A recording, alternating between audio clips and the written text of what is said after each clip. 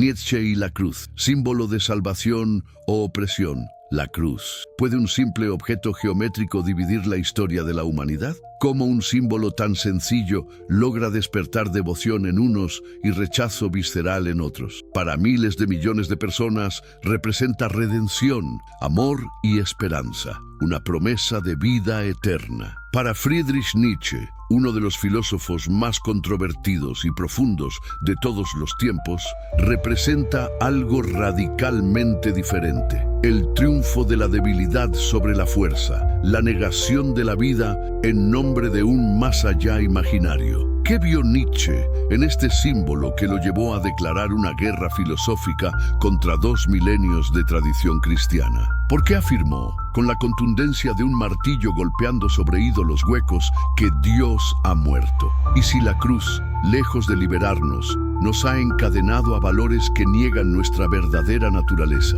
¿Acaso no es perturbador pensar que nuestros valores más sagrados podrían ser en realidad una sutil forma de opresión? ¿Y no resulta aún más inquietante considerar que tal vez adoramos el símbolo de nuestra propia esclavitud espiritual?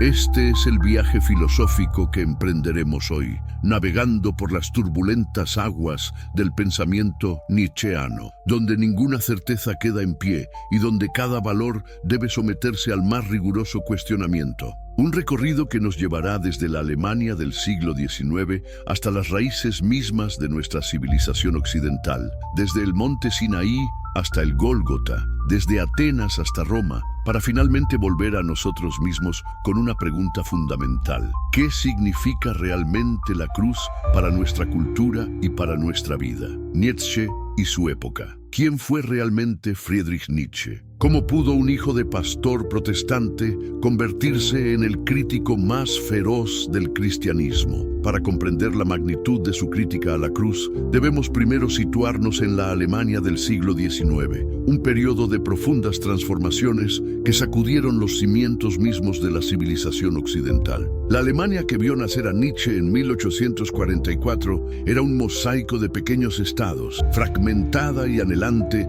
de unidad nacional. Durante su vida, presenciaría la unificación alemana bajo el canciller de hierro, Otto von Bismarck, en 1871. Un proceso que no fue meramente político, sino que trajo consigo un poderoso despertar del orgullo nacional germánico. ¿No resulta irónico que este filósofo, tan crítico del nacionalismo, naciera justo en la época en que Alemania buscaba desesperadamente forjar una identidad nacional? ¿Y qué decir del terremoto intelectual que sacudía a Europa? Darwin había publicado El origen de las especies en 1859, desafiando frontalmente la narrativa bíblica de la creación. La geología demostraba que la Tierra tenía millones de años, no los escasos miles que sugería la cronología bíblica. La arqueología desenterraba civilizaciones enteras que la Biblia ni siquiera mencionaba. ¿Cómo podría mantenerse intacta la fe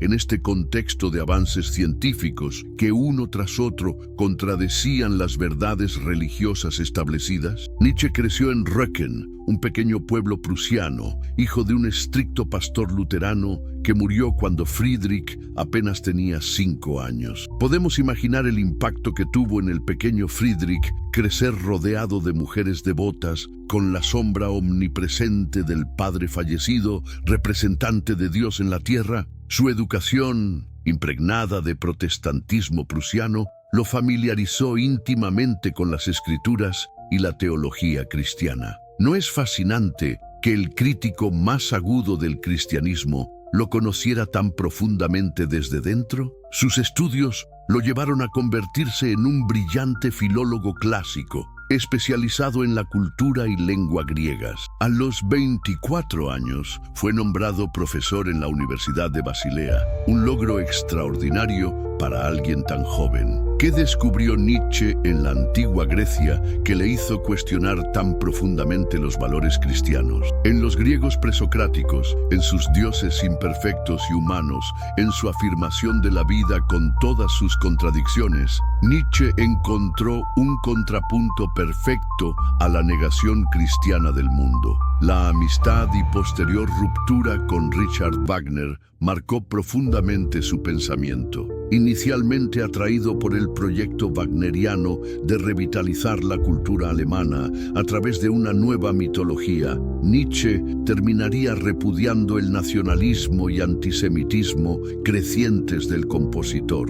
No es revelador que Nietzsche, tan crítico del cristianismo, fuera igualmente implacable con el antisemitismo de su época. Para él, el antisemitismo no era más que otro rostro del resentimiento, otra manifestación de esa debilidad espiritual que tanto despreciaba. Su salud siempre fue frágil. Migrañas devastadoras, problemas digestivos crónicos, una visión que se deterioraba progresivamente. Podría ser que esta intimidad con el sufrimiento físico le diera una perspectiva única sobre el valor del dolor y el papel del sufrimiento en la tradición cristiana. A diferencia del ideal ascético que ve en el sufrimiento un camino hacia la purificación espiritual, Nietzsche buscaba una afirmación de la vida que incluyera el dolor como parte integral de la existencia, no como un medio para otro fin.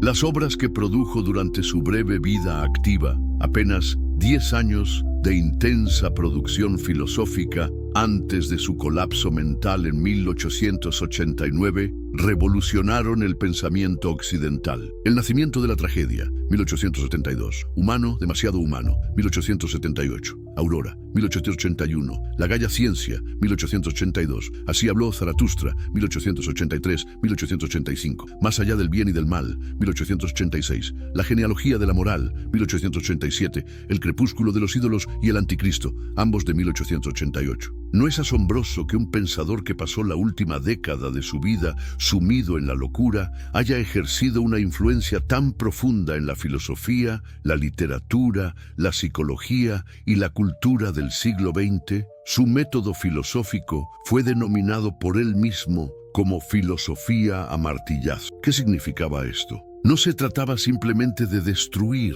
sino de golpear los ídolos para comprobar su solidez, para ver si estaban huecos, para escuchar su sonido al ser golpeado. El martillo nietzscheano es tanto una herramienta de demolición como un instrumento para comprobar la salud de nuestros valores. ¿No necesitamos acaso, aún hoy, someter nuestras certezas más arraigadas a esta prueba del martillo? La crítica al cristianismo. ¿Qué significa realmente la frase «Dios ha muerto»? En la Gaia Ciencia, Nietzsche pone estas palabras en boca de un hombre loco que irrumpe en el mercado con una linterna encendida en pleno día, buscando a Dios. Ante las burlas de los presentes declara, Dios ha muerto y nosotros lo hemos matado. ¿No es estremecedor pensar que no se trata de una afirmación sobre la inexistencia de Dios, sino sobre un acontecimiento cultural de proporciones sísmicas? Para Nietzsche, la muerte de Dios representa el colapso de la metafísica occidental, la caída del fundamento último que sostenía nuestro sistema de valores. Durante siglos, la idea de Dios había proporcionado el cimiento absoluto para la moral, la verdad y el sentido de la existencia. Pero ese fundamento se había erosionado gradualmente bajo el peso de la ciencia moderna, la crítica histórica y la sofisticación intelectual. ¿Qué queda cuando este centro absoluto desaparece? ¿Cómo sostenemos la moral, la verdad, el sentido, cuando su garante último se ha desvanecido? La muerte de Dios anuncia la llegada del nihilismo,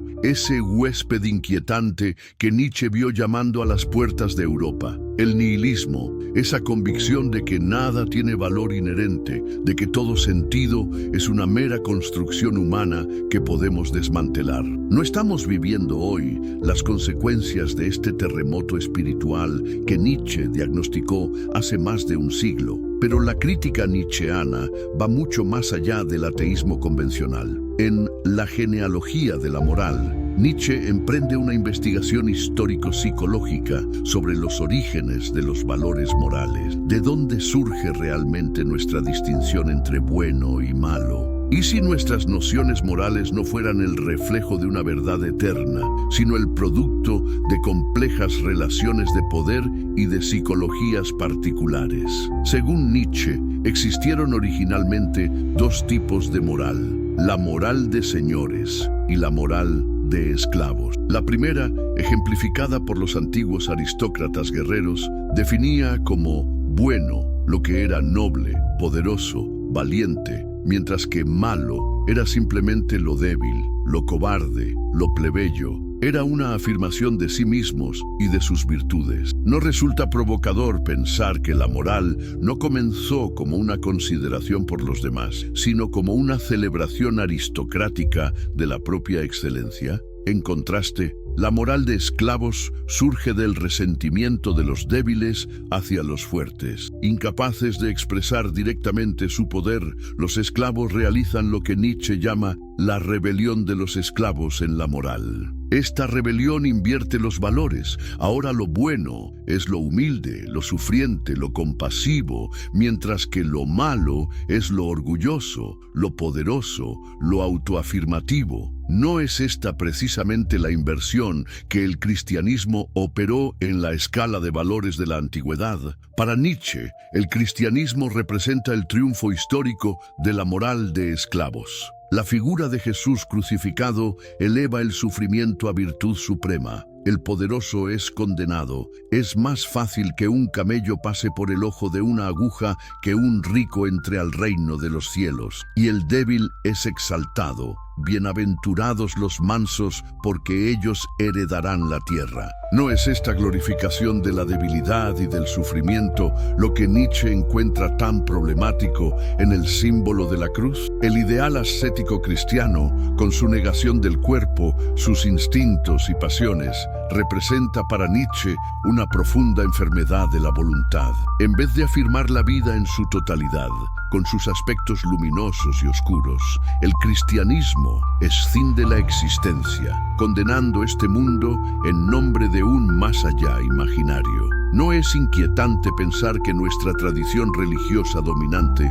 podría estar fundamentada en un profundo no a la vida? La figura del sacerdote ocupa un lugar central en esta crítica. Para Nietzsche, el sacerdote es un tipo psicológico particular que deriva su poder de la administración del sufrimiento. No puede eliminar el dolor, pero le da un sentido. Sufres porque has pecado. Convierte así el sufrimiento inexplicable en culpa explicable. ¿No es este un poderoso mecanismo de control? ¿Acaso no permite al sacerdote mantener su influencia sobre los fieles a través de la administración de la culpa y la promesa de redención? La cruz como símbolo. ¿Qué representa realmente la cruz en la historia de la humanidad? Antes de convertirse en el símbolo por excelencia del cristianismo, la cruz ya tenía una larga historia. En diversas culturas antiguas simbolizaba los 4 puntos cardinales: la unión del cielo y la tierra, o la intersección de lo divino y lo humano. Los egipcios tenían su Ankh, los celtas su cruz solar. ¿No resulta fascinante que un instrumento de tortura y ejecución romano se transformara en el símbolo más reconocible de una religión mundial? La crucifixión era uno de los métodos de ejecución más crueles y humillantes del mundo antiguo, reservado principalmente para esclavos y rebeldes. Era una muerte lenta, agonizante, pública, diseñada no solo para matar, sino para degradar. ¿Qué significó para los primeros cristianos adoptar precisamente este símbolo de máxima humillación como emblema de su fe? ¿No hay en esta elección una profunda inversión de valores? A lo largo de los siglos, la cruz fue adquiriendo múltiples significados teológicos. Para Pablo de Tarso, representaba la reconciliación entre Dios y la humanidad, el sacrificio expiatorio que lava los pecados del mundo. Para los padres de la Iglesia, simbolizaba la victoria de Cristo sobre la muerte y el pecado. En la Edad Media, se convirtió en el símbolo del sufrimiento redentor, de la imitación de Cristo a través del propio dolor. ¿No es significativo que un mismo símbolo pueda contener tantas capas de significado, algunas incluso contradictorias entre sí? Para Nietzsche, sin embargo, la cruz representa el monumento a una profunda perversión psicológica. En El Anticristo, escribe: el cristianismo ha tomado partido por todo lo débil, bajo, malogrado. Ha hecho un ideal de la contradicción a los instintos de conservación de la vida fuerte. La cruz celebra la debilidad elevada a virtud, el sufrimiento convertido en mérito, la negación del cuerpo y sus instintos naturales. ¿No hay algo profundamente enfermizo, se pregunta Nietzsche, en una religión que glorifica la tortura de su fundador? La crucifixión, como narrativa central del cristianismo, establece una relación particular entre el creyente y su Dios. Un Dios que sufre, que se entrega por amor a la humanidad, que muere para salvarnos. ¿Pero salvarnos de qué? De nosotros mismos, de nuestra naturaleza pecaminosa, de nuestros instintos malvados. ¿No implica esto una condena radical de la naturaleza humana? ¿No establece una deuda impagable con lo divino? Nietzsche contrasta la figura de Cristo crucificado con la de Dionisio, el dios griego del vino, el éxtasis y la afirmación vital.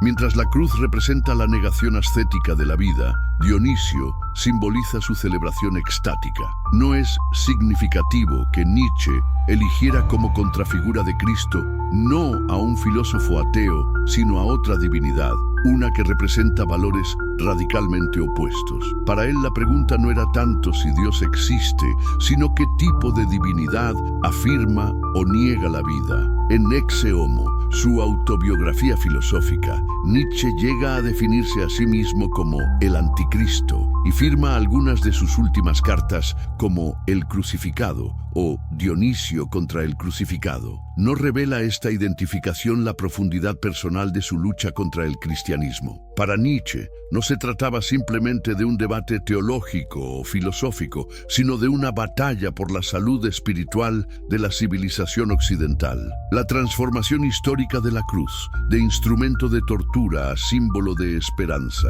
ejemplifica para Nietzsche el poder del cristianismo para transvalorar los valores, para convertir la debilidad en fuerza moral, el sufrimiento en mérito espiritual. Pero esta transvaloración, lejos de ser un logro, representa para él una profunda enfermedad de la voluntad, una incapacidad para afrontar la realidad tal como es, con su mezcla inextricable de luz y oscuridad, placer y dolor, creación y destrucción. ¿Qué significa entonces adorar un instrumento de tortura? ¿No implica una secreta fascinación con el sufrimiento, una incapacidad para afirmar la vida sin recurrir a justificaciones trascendentes? Para Nietzsche, la cruz es el símbolo de una humanidad que no ha aprendido a decir sí a la vida sin condiciones, que necesita un drama cósmico de culpa y redención para dar sentido a su existencia. La glorificación cristiana del sufrimiento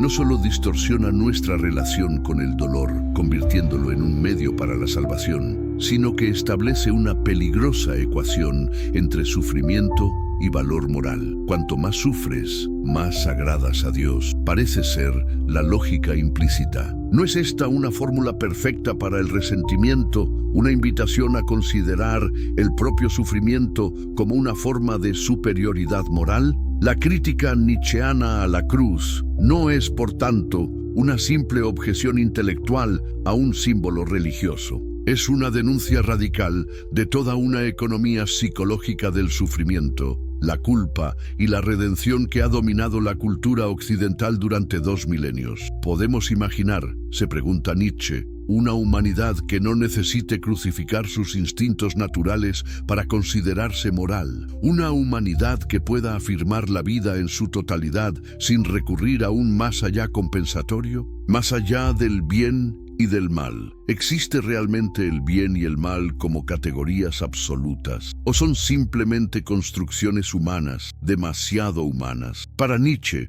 la distinción tradicional entre bien y mal representa una de las ficciones más perniciosas de la moral cristiana. ¿No resulta sospechoso que aquello que llamamos bueno coincida tan perfectamente con los intereses de ciertos grupos sociales a lo largo de la historia? En Más allá del bien y del mal, Nietzsche nos invita a realizar un ejercicio radical. imaginar un mundo sin estas categorías morales absolutas. No se trata de promover el caos moral o justificar atrocidades, como han sugerido sus críticos más superficiales. Se trata, más bien, de cuestionar la pretensión de universalidad y eternidad de nuestros valores morales. ¿Acaso no han cambiado profundamente las nociones de bien y mal a lo largo de la historia? ¿Y no es este cambio una evidencia de su carácter histórico y contingente? La moral, según Nietzsche, no cae del cielo ni brota de una razón pura universal. Es expresión de relaciones de poder, de condiciones vitales específicas, de valoraciones que responden a necesidades concretas de supervivencia y florecimiento. ¿No resulta revelador que las morales de los pueblos guerreros exalten el valor y la fuerza, mientras que las de los pueblos oprimidos glorifiquen la paciencia y la humildad? Cada moral refleja las condiciones de existencia de quienes la sostienen. Y si la historia de la moral fuera simplemente la sucesión de diferentes interpretaciones de qué es valioso y qué no lo es. Nietzsche nos propone una genealogía de la moral que rastrea no sus fundamentos metafísicos, sino sus orígenes humanos, demasiado humanos. La moral no es el descubrimiento de una verdad eterna, sino la creación de valores que responden a necesidades vitales específicas. Podría ser que nuestras certezas morales más profundas no sean más que interpretaciones útiles para cierto tipo de vida. ¿Y qué papel juega la voluntad de poder en esta creación de valores? Para Nietzsche, la voluntad de poder no es simplemente el deseo de dominar a otros, como han interpretado lectores apresurados. Es, más profundamente, el impulso fundamental de toda vida hacia la expansión, el crecimiento, la superación de resistencias. ¿No se manifiesta este impulso tanto en el artista que crea a pesar de las dificultades, como en la planta que rompe el asfalto para buscar la luz? La voluntad de poder puede expresarse de formas saludables o enfermizas. Su expresión saludable implica una afirmación de la propia fuerza vital, una capacidad para crear valores que potencien la vida. Su expresión enfermiza, en cambio, se manifiesta como resentimiento, como negación reactiva de los valores ajenos, como incapacidad para afirmar los propios. ¿No es este precisamente el diagnóstico que Nietzsche hace del cristianismo? Una expresión enfermiza de la voluntad de poder que, incapaz de afirmar su propia fuerza, niega y condena la fuerza ajena. ¿Qué significa entonces ser un espíritu libre? Para Nietzsche, el espíritu libre es aquel que ha logrado emanciparse de las cadenas morales de su tradición, que ha aprendido a cuestionar lo incuestionable, a dudar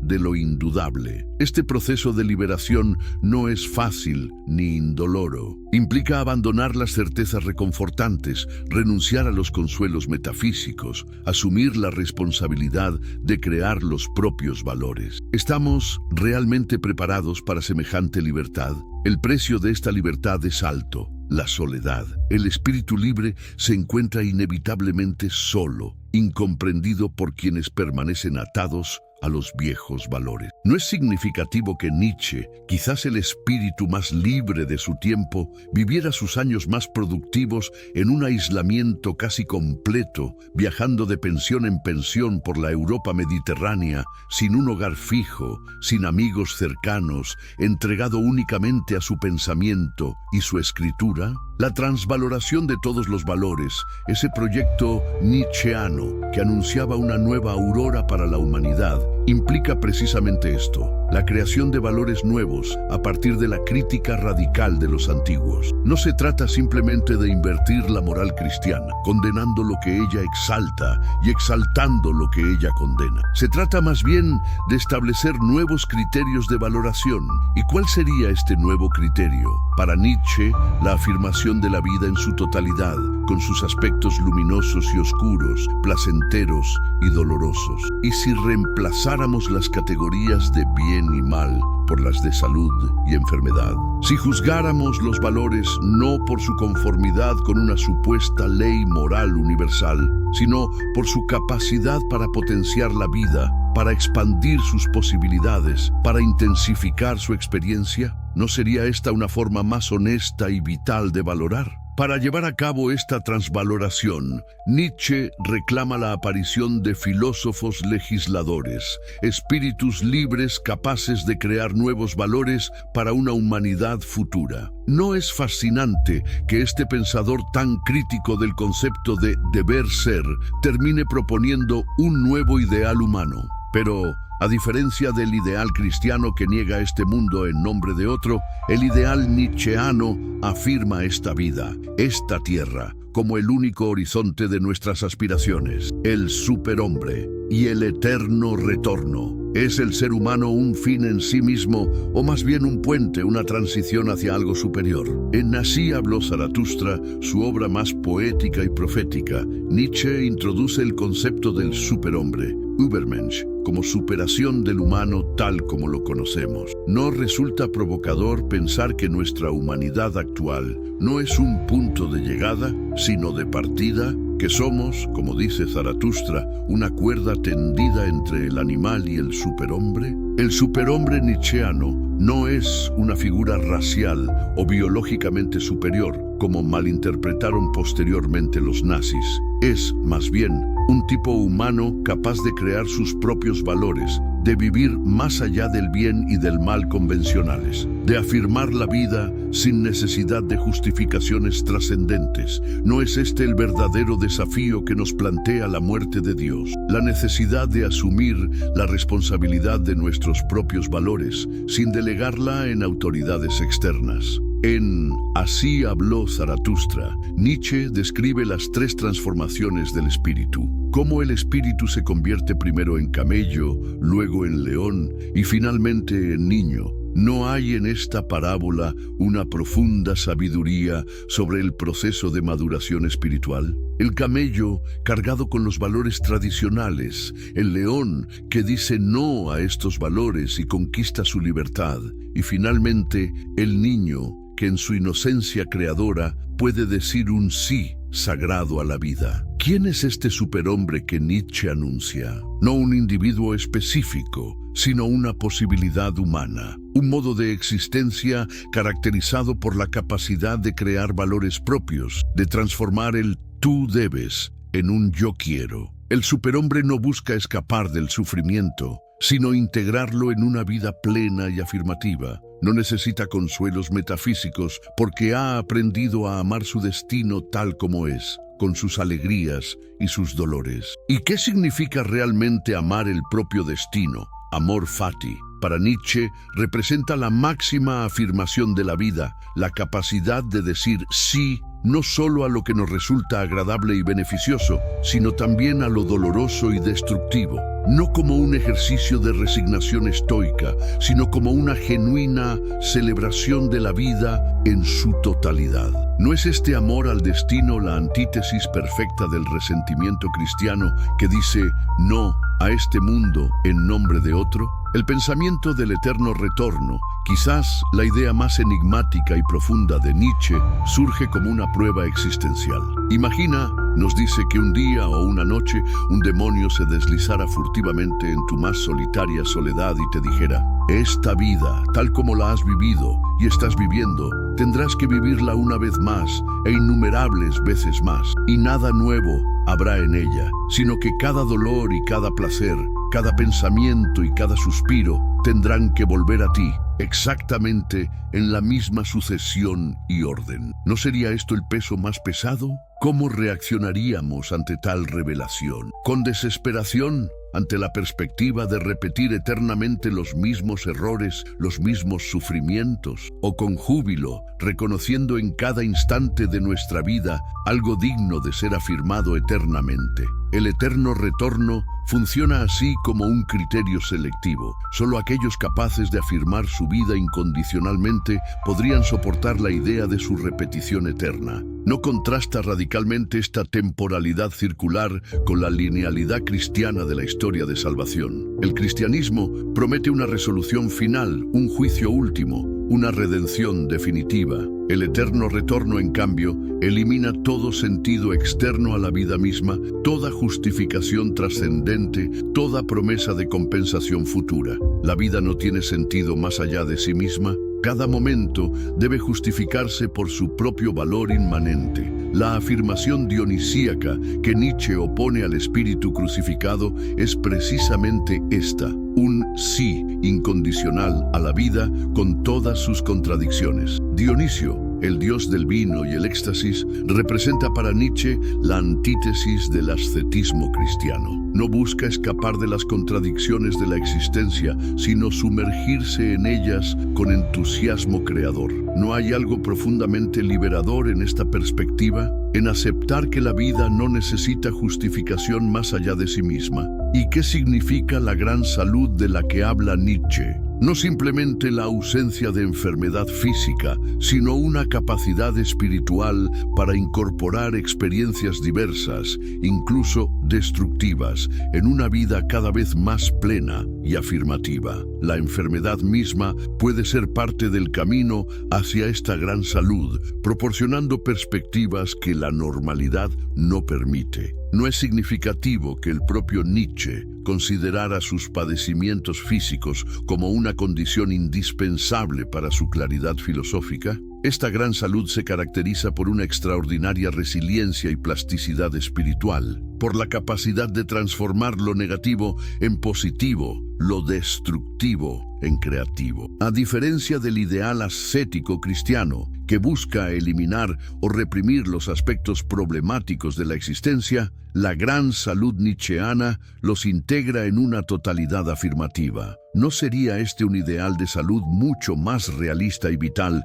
que la fantasía de una pureza sin contradicciones? Legado e interpretaciones. ¿Cómo ha sobrevivido el pensamiento de Nietzsche en las corrientes filosóficas del siglo XX? Su influencia en el existencialismo resulta innegable. Pensadores como Jean-Paul Sartre, Albert Camus y Martin Heidegger, aunque con importantes diferencias entre sí, retomaron temas centrales del pensamiento nietzscheano: la muerte de Dios y sus consecuencias, la ausencia de esencias predeterminadas para el ser humano, la responsabilidad de crear valores en un mundo sin fundamentos absolutos. ¿No es la famosa frase de Sartre, la existencia precede a la esencia, un eco de la crítica nietzscheana a toda metafísica esencialista? El concepto de autenticidad, tan importante para el existencialismo, tiene profundas raíces en el pensamiento de Nietzsche. Ser auténtico significa,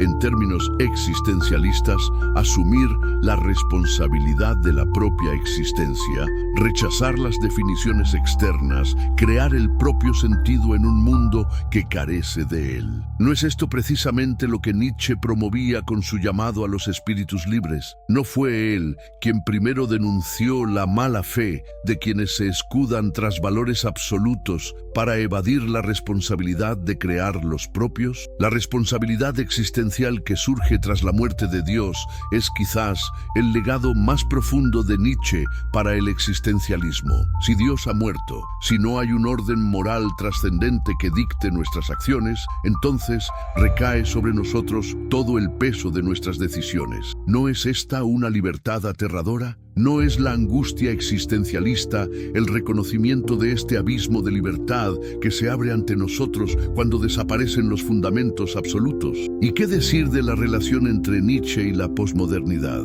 Pensadores como Michel Foucault, Jacques Derrida y Gilles Deleuze encontraron en Nietzsche un precursor de sus críticas a los grandes sistemas de pensamiento, a las pretensiones de verdad absoluta, a las narrativas totalizadoras, su perspectivismo, su genealogía de la moral, su crítica a la metafísica occidental. ¿No son estos elementos centrales de lo que posteriormente se conocería como pensamiento posmoderno? La muerte de las grandes metanarrativas, ese diagnóstico clave de la condición posmoderna, según Jean-François Lyotard, ¿no es acaso una prolongación de la muerte de Dios nietzscheana? Si Dios ha muerto, con él mueren también todas las narrativas totalizadoras que pretendían dar sentido a la historia humana desde un punto de vista absoluto y trascendente. ¿No vivimos hoy precisamente en ese mundo fragmentado, sin centro ni fundamento absoluto, que Nietzsche fue uno de los primeros en vislumbrar? La fragmentación del sujeto contemporáneo, esa disolución de la identidad estable y unitaria que tanto preocupa a los pensadores posmodernos, ¿no tiene también sus raíces en la crítica nietzscheana al concepto metafísico de yo? Para Nietzsche, el yo no es una sustancia simple e indivisible, sino una multiplicidad de fuerzas en constante conflicto y reorganización. ¿No anticipa esto la crítica posmoderna al sujeto cartesiano, a la ilusión de una identidad coherente y estable? Sin embargo, el pensamiento de Nietzsche no ha estado exento de críticas y malas interpretaciones. La más infame fue, sin duda, su apropiación por el nacionalsocialismo alemán. ¿Cómo pudo un pensador tan crítico del nacionalismo, del antisemitismo y del culto al Estado ser convertido en un precursor del nazismo? La manipulación de su obra por su hermana Elisabeth Förster Nietzsche,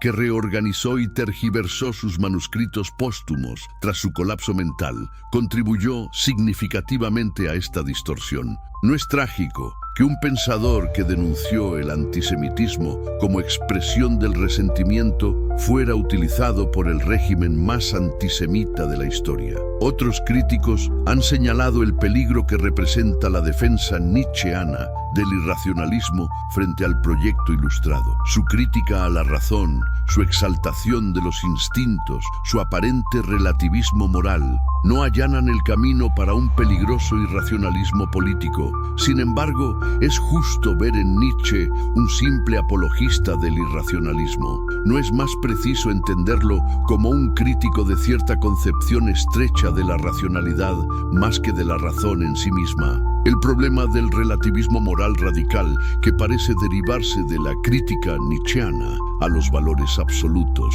ha preocupado a numerosos filósofos. Si no hay valores objetivos, si toda moral es expresión de una perspectiva particular, ¿cómo evitar caer en un todo vale moral? ¿Cómo fundamentar una crítica a regímenes opresivos o a prácticas inhumanas? Sin embargo, ¿es realmente Nietzsche un relativista moral? ¿O más bien propone nuevos criterios de valoración, afirmación de la vida, potenciación de la fuerza vital, que no son arbitrarios ni puramente subjetivos? La crítica feminista ha señalado el carácter profundamente masculinista de conceptos como la voluntad de poder y el superhombre. No reproduce Nietzsche, a pesar de su radicalidad en otros aspectos, los prejuicios patriarcales de su época. Sus comentarios despectivos sobre las mujeres, su exaltación de virtudes tradicionalmente asociadas a la masculinidad, no revelan un punto ciego en su crítica cultural. Sin embargo, no podría argumentarse que su método genealógico y su crítica a los valores establecidos proporciona herramientas valiosas precisamente para la crítica feminista. La relevancia actual del debate nietzscheano sobre la cruz y los valores cristianos resulta sorprendente en un mundo que muchos consideraban post-religioso. El resurgimiento del fundamentalismo religioso en diversas tradiciones, incluyendo el cristianismo, demuestra que la cuestión de los valores religiosos y su papel en la sociedad dista mucho de ser un tema superado. ¿No resulta paradójico que, justo cuando muchos intelectuales occidentales declaraban la definitiva secularización de nuestras sociedades, asistamos a un retorno de lo religioso en formas a veces extremas? La crisis de valores en las sociedades occidentales contemporáneas parece confirmar el diagnóstico nietzscheano. El nihilismo que él anticipó como consecuencia de la muerte de Dios se manifiesta hoy en múltiples formas, desde la ansiedad existencial individual hasta la fragmentación del consenso moral social. ¿No estamos viviendo precisamente esa condición que Nietzsche describió como el más inquietante de los huéspedes? Y no hemos encontrado aún, como él temía, una respuesta adecuada a este desafío. ¿Y qué decir del nihilismo consumista? Esa nueva forma de opresión que Nietzsche no llegó a conocer, pero que parece combinar lo peor de ambos mundos, la ausencia de valores trascendentes con la persistencia de una vida empobrecida y sin sentido. A diferencia del nihilismo activo que Nietzsche contemplaba como fase necesaria para la creación de nuevos valores, el nihilismo consumista parece condenarnos a una existencia superficial, a una acumulación sin fin de experiencias y posesiones que no llenan el vacío dejado por la muerte de Dios. ¿Es posible imaginar nuevos valores para una humanidad en crisis? Esta es, quizás, la pregunta más urgente que nos deja el pensamiento de Nietzsche. Si los antiguos valores ya no son viables, si el nihilismo es un callejón sin salida, ¿qué nuevas formas de valoración podríamos crear? ¿Es posible una ética post-metafísica que afirme la vida sin recurrir a justificaciones trascendentes? Una moralidad que no niegue nuestros instintos naturales, sino que los integre en una totalidad más rica y creativa. Al término de nuestro recorrido por el pensamiento de Nietzsche sobre la cruz y el cristianismo, ¿qué podemos concluir? ¿Es la cruz un símbolo de salvación o de opresión? La respuesta, como suele ocurrir con las grandes preguntas filosóficas, no es simple ni unívoca. Depende de la perspectiva desde la cual la contemplemos, de los valores que informan nuestra mirada, de nuestra propia relación con la tradición cristiana y sus símbolos. Lo que resulta innegable es la profundidad y radicalidad de la crítica nietzscheana. Al cuestionar el valor del símbolo cristiano por excelencia, Nietzsche no se limita a un ejercicio de crítica religiosa. Está poniendo en cuestión los fundamentos mismos de la civilización occidental, esa compleja amalgama de herencia greco-romana y tradición judeo-cristiana que ha moldeado nuestros valores, nuestras instituciones, nuestra forma de entender el mundo y a nosotros mismos. ¿No es fascinante que, más de un siglo después de su muerte, el pensamiento de Nietzsche siga provocándonos, incomodándonos, obligándonos a cuestionar nuestras certezas más arraigadas? ¿No es este precisamente el signo de un gran filósofo? No aquel que ofrece respuestas definitivas, sino el que sabe plantear preguntas que siguen resonando a través del tiempo. La crítica nietzscheana a la cruz y al cristianismo no es una invitación al nihilismo, como algunos han interpretado. Es, más bien, un llamado a la responsabilidad de crear nuestros propios valores en un mundo que ha perdido sus certezas metafísicas. No se trata simplemente de destruir los viejos ídolos, sino de tener el coraje de crear nuevos valores que afirmen la vida en lugar de negarla. ¿No es este quizás el mayor desafío que nos deja Nietzsche? No contentarnos con vivir a la sombra de valores heredados que ya no resultan vitales, sino atrevernos a ser artistas de nuestra propia existencia, creadores de valores que respondan a nuestra condición actual, y hacerlo no desde el resentimiento hacia lo que fue, sino desde una generosa afirmación de lo que puede ser. En un mundo fragmentado como el nuestro, donde las grandes narrativas han perdido su poder unificador, donde la diversidad de perspectivas se multiplica exponencialmente, ¿no resulta más relevante que nunca el perspectivismo nietzscheano? No como una renuncia a la verdad, sino como un reconocimiento de su carácter múltiple y contextual. No como una abdicación de valores, sino como una invitación a la responsabilidad de crear los propios. La cruz, ese símbolo milenario que ha inspirado tanto arte sublime como fanatismo destructivo, tanto amor desinteresado como inquisiciones sangrientas, seguirá siendo un signo polivalente y contradictorio. Para unos, símbolo de redención y esperanza. Para otros, recordatorio de una moral que subordina este mundo a un más allá imaginario. La genialidad de Nietzsche consiste en habernos obligado a mirarla con nuevos ojos, a preguntarnos no solo qué significa para nosotros, sino qué dice de nosotros el significado que le atribuimos. Al final, quizás lo más valioso no sea tanto la respuesta que demos a la pregunta sobre si la cruz es símbolo de salvación o de opresión. Lo verdaderamente importante es haber emprendido el camino del cuestionamiento, habernos atrevido a examinar críticamente lo que parecía incuestionable, haber tomado conciencia de que incluso nuestros símbolos más sagrados no están exentos de ambigüedad y contradicción. Porque, como el propio Nietzsche nos enseñó, lo que define a los espíritus libres no es tanto la posesión de respuestas definitivas, sino el coraje de seguir preguntando,